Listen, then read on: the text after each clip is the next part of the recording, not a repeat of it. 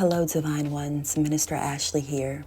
Today is technically day 6 of the 21-day life reset, but day 5 as far as these recorded messages. I will not be able to go live today, but however, I am still going to deliver a divine download. Today's topic is attached much. As a human, we all have attachments. Some of these attachments are for a lifetime. Some of them are for a season and a reason. It's up to us to decipher between relationships, habits that are best for our growth. Attachments can be like anchors that keeps us positioned in one spot. Now that may be comforting to the mind and the body, but the soul and the spirit may long to explore, grow, and ascend. Now, I'm not here to tell you that your relationships or your habits, your thought patterns, the things that are in your reality is for you or not. The purpose of this reset is to align with your higher self. And through that alignment, find out what is best for you, best for your soul, best for your spirit to create what it came here to create. Today's scripture focus is both in the book of Matthew and Luke. I'm pretty sure that everybody has heard a variation of this parable, the parable of talents. We all have unique talents and abilities, skill sets, but many people do not tap into those because they have been integrated into these systems that keep them blocked from really actualizing those unique abilities. This parable really speaks to that. It's about energy as far as our energetics, our personal energetics, the energetics that we project into the world, as well as finances. So this parable can be broken down on many different levels. However, I'm focusing on our personal contributions to this world according to our soul contract. For those that may not know this parable, pretty much there's a master of the house. He has 3 servants. He has to go off on a trip.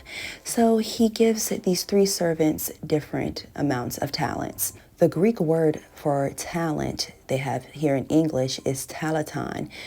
It translates as scale or balance. We will put a pin right here and return to that because there is a message related to the scale and balance. But he gives one servant 10 talents, another one 5, and lastly, the other last servant, only 1. The servant with the most amount of talents doubles his talents. The same thing with the servant with 5 talents.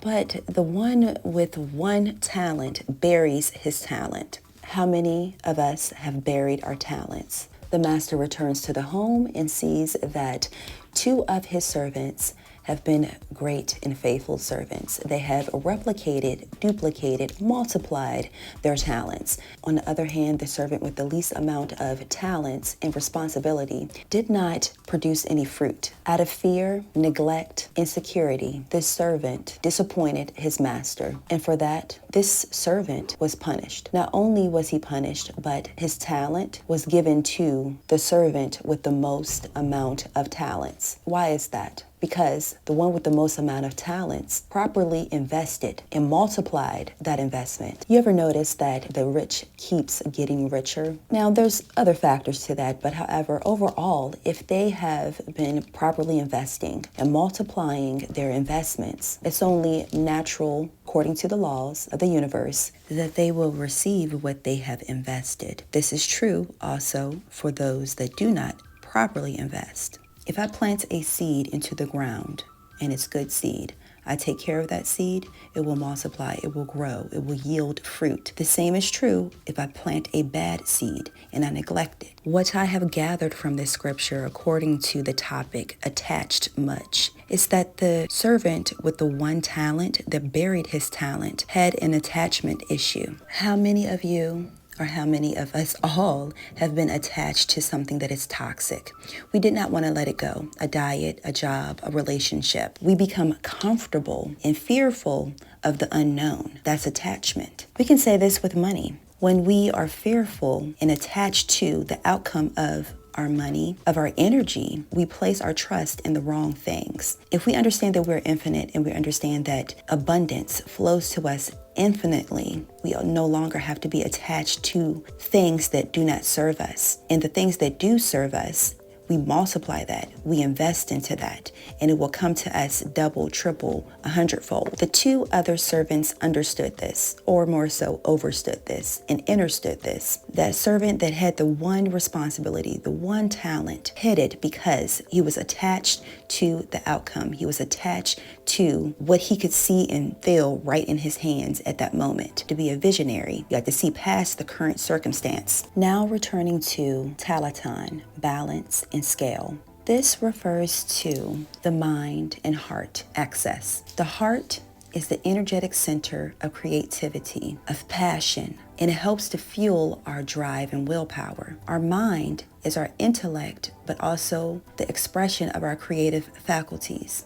It's attached to our tongue, how we speak and what we speak. The heart is Leo, creativity, our childlike wonder. On the opposite axis, on the zodiacal wheel, is Aquarius, an air energy. It's the mind. And it's also related to soul family. Why is Leo across from Aquarius? And how is this related to this message? How is this important? I find this to be interesting. The fact that our soul, heart's passion, our drive, our creativity, our childlike wonder is across from Aquarius, soul family, independence. So they drive and fuel one another. What sets you on fire and brings out the inner child in you is things that you're passionate about that can be expressed independently in Aquarius. And through this passion and drive, you're able to align and find your soul group, those that have the same soul passion as you. This is forming a soul team, part of your soul family. And together, you fuel one another. Head the servant with one talent, join forces with the other two that properly invested their talents, their skills, their gifts, and also their resources. All three of them could have been rewarded together. For those that are called to follow their divine path,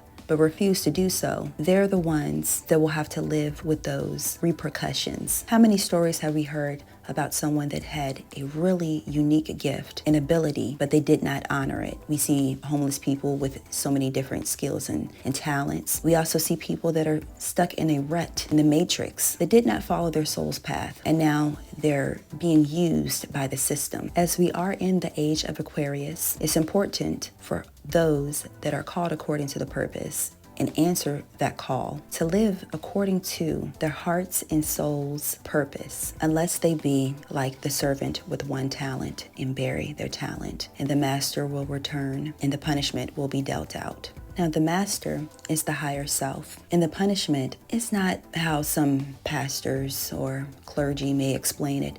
It's more so being stuck in a life that sucks them dry, that they find little spurts of happiness and fulfillment, but it's not a life filled with fulfillment, happiness, and overflowing abundance from all avenues of life. A few things to think about. Tomorrow's topic is check your circle. Until then, many blessings.